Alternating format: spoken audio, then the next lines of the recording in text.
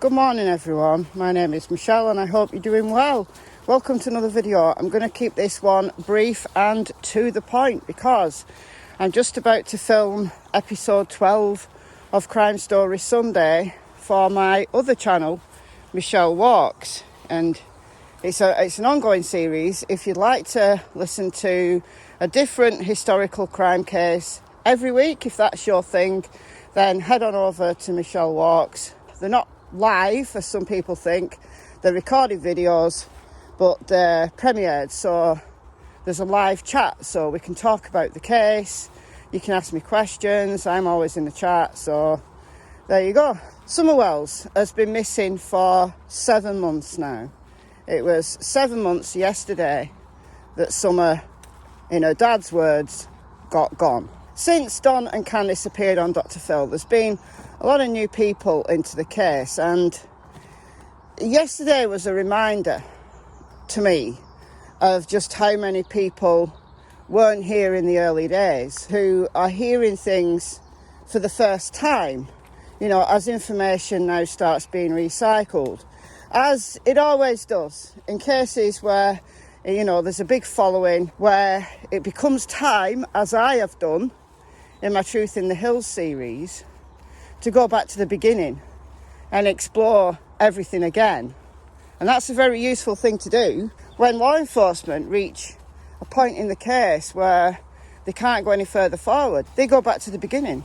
They start again. And it's important to do that with cases that have been going on for several months, where there's lots of information that's quite convoluted and complex, and there's lots of players in it all. But yesterday reminded me that there are people who are hearing things and considering things and believing things for the very first time.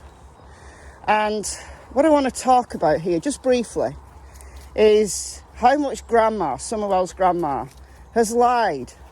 For somebody who hasn't spoken to the media at all, she hasn't given any interviews to any YouTubers, but she has been communicating with people. And back in August, Crime Stories Obsessed, Emma, she released a series of Facebook Messenger posts that she'd been having with Grandma.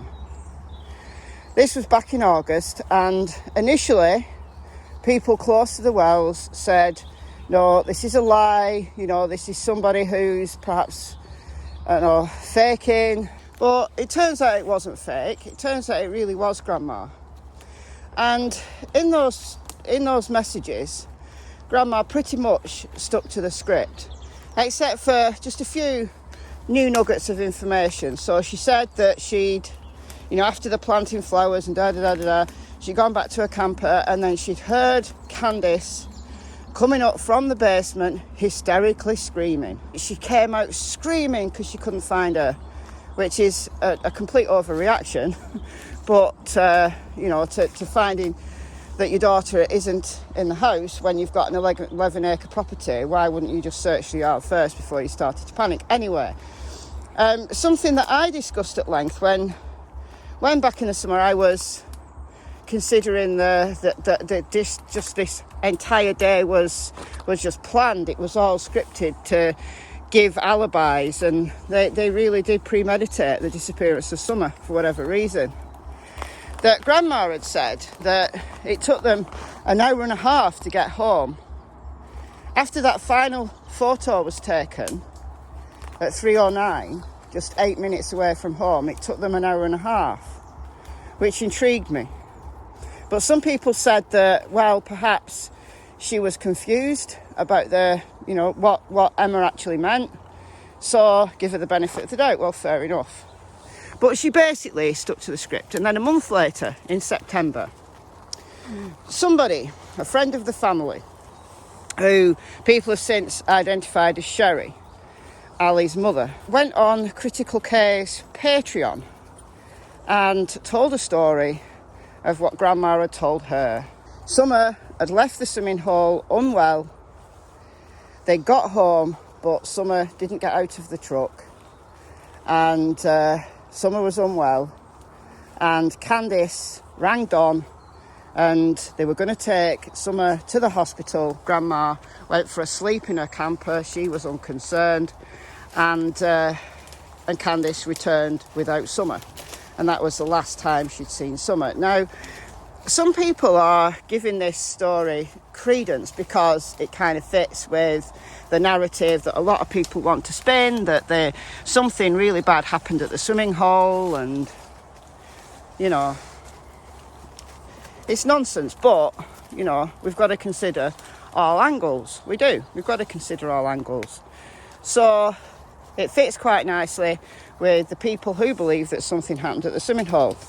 But what they don't remember is that Grandma told Crime Stories Obsessed just a few short weeks before something completely different. So why has she changed her story?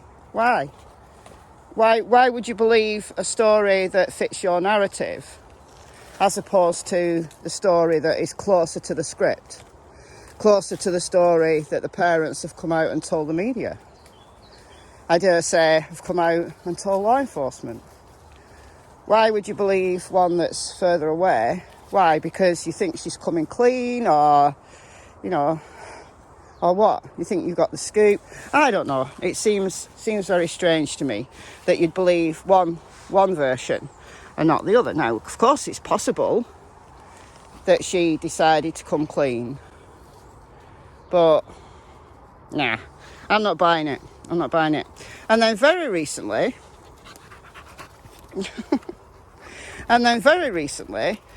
then neighbour Geordie Sue, the person who heard the scream, and some people say that was Candice screaming, and that fits with Grandma's, you know, story of Candice coming up from the basement hysterically screaming. It fits people who want to believe that Candice was actually screaming because she found Summer dead. But Geordie Sue herself believes that was Summer screaming. For whatever reason, Summer was screaming. Geordie Sue's daughter thinks it was kids. Not necessarily kids playing, but just kids. Who knows? Sheriff Ronnie Lawson has said that whole scream thing is unfounded because it can't be corroborated. So who knows about the scream? But Geordie Sue did say very recently in one of her Facebook lives that Grandma wasn't shouting for Summer at all. Shortly after 6:09, Geordie Sue puts it at, she heard Candice and the boys starting to shout for Summer. And Grandma was nowhere to be seen. Now, people have said, well, she got a sore knee and da-da-da-da. Well, it doesn't stop her shouting, does it? A sore knee might stop you going hunting for her. It doesn't stop you driving about looking for her. Or it doesn't stop you shouting. But anyway, there you go. So, yeah, she was nowhere. So, Grandma, what's going on with you? What's going on with you, lass? Why are you lying? What are you hiding? Are you being clever by muddying the waters? It doesn't make yourself look very good, but, you know, what are you doing? Creating reasonable doubt? Or you're not that old. I was going to say you're old, maybe, you know, you can't remember. But you're not that old. I don't believe that at all. I don't even know why that popped into my head. I don't believe that at all. So let me know what you think. Is Summerwell's grandma the biggest liar of them all? Is she actually going to be the weakest link? Interesting, isn't it? All right, I'll leave you to it. And those of you who are following Crime Story Sunday, I shall see you all later, 8 p.m. UK time over on Michelle Walks. Until then, bye guys.